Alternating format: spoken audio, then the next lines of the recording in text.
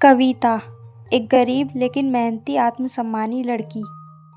आरव मल्होत्रा, एक अमीर और अटूट दिल वाला लड़का, कंपनी का मालिक। श्रेया, ऑफिस में काम करने वाली चालाक लड़की। राजेश, कविता का पिता, बीमार और बेरोजगार। एक छोटा सा कमरा, लकड़ी का फटा पलंग, बर्तन धोते हुए कविता की माँ और बगल में बीमार पिता। कविता अपनी माँ से, माँ, आप पापा की दवा का ध्यान रखना, मैं इंटरव्यू देने जा रही हूँ। अगर आज नौकरी लग गई तो ज़िंदगी थोड़ी आसान हो जाएगी। माँ आंसू पोंछते हुए, भगवान तुझे सफलता दे बेटी, तुझे देखकर ही तो हिम्मत मिलती है। कविता पिता के साथ माथे पर हाथ रखती और निकल जाती है। भव्य ऑफिस, इंटरव्यू चल रहा था। बहुत सारे कैंडिडेट लाइन में लगे हुए थे। कविता साधारण कपड़ों में लेकिन आत्मविश्वास से भरी हुई। एचआर मैडम कविता से, आपका रिज्यूम अच्छा है लेकिन हमारे यहाँ ज़्यादातर लड़कियाँ इंग्लिश बोलते हैं, फ्लुएंट इंग्लिश आनी चाहिए। कविता मुस्कुराकर, मैडम मैं मेहनत और ईमानदारी में फ्लुएंट हूँ, मौका मिलेगा तो खुद को साबित कर दूँगी। बगल से आरव, कंपनी का मालिक, ये बातचीत सुन रहा था। आरव एचआर से, मैडम इन्हें रख लीजिए, शायद हम एक सच्चे कर्मचारी को ढूंढ रहे हैं।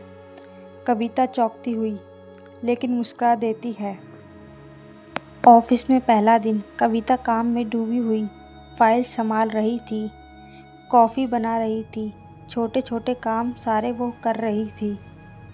श्रेया अपने दोस्तों से कहती है, देखा उस कविता को, लगता है गरीब बस्ती से आई है लेकिन खुद को महारानी समझती है।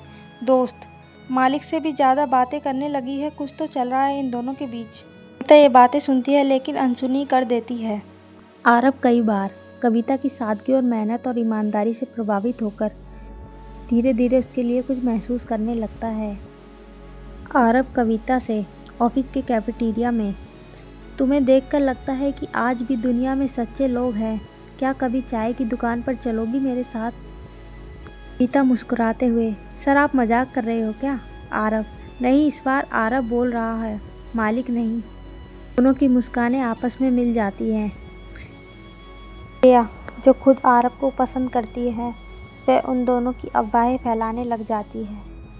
श्रेया बाकी स्टाफ से कहती है, कविता को मालिक से स्पेशल ट्रीटमेंट मिल रहा है, लगता है सीधा प्रमोशन मिलेगा।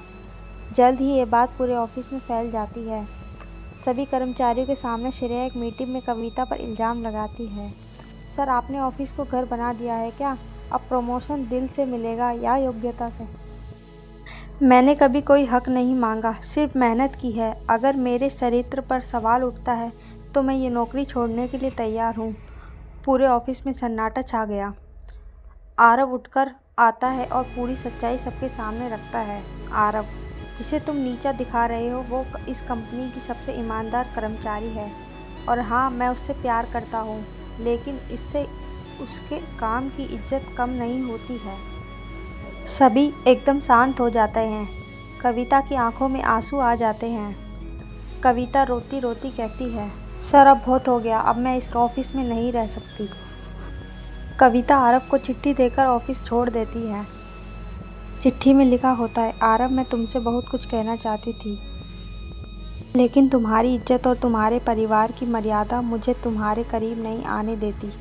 गरीब लड़की के लिए तुम्हारा साथ सपना था जो अब ख़त्म हो चुका है। कुछ महीने बाद कविता की बस्ती में, कविता बच्चों को ट्यूशन पढ़ा रही थी। एक छोटी क्लास चल रही थी। आरव कार से उतरता है, साथ में उसकी माँ भी होती है। आरव की माँ कविता से बोलती है, बेटी क्या एक गरीब बहू हमारे घर की इज्जत नहीं बढ़ा सकती? आरव मुस्कुराकर, मैंने ऑफिस की मालिक बनाना चाहा था, अब जिंदगी की। कविता की आंखों से आंसू बह निकलते हैं। वो झुककर आरव की माँ के पैर छूती है। कविता की माँ और आरव उसे अपना लेते हैं और कविता भी हाँ कर देती है। शादी का दिन, सिंपल मगर मंडप सजा हुआ।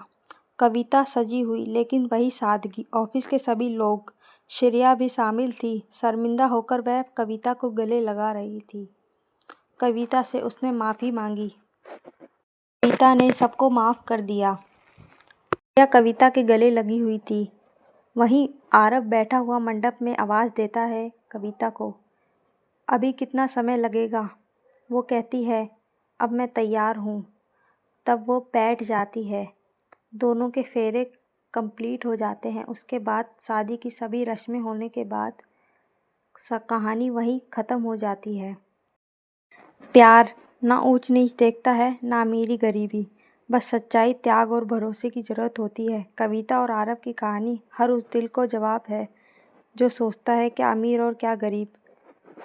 ऐसी ही कहानी आपको दोबारा सुननी है तो चैनल को लाइक कीजिए, सब्सक्राइब कीजिए, बेल आइकन का बटन दबाइए।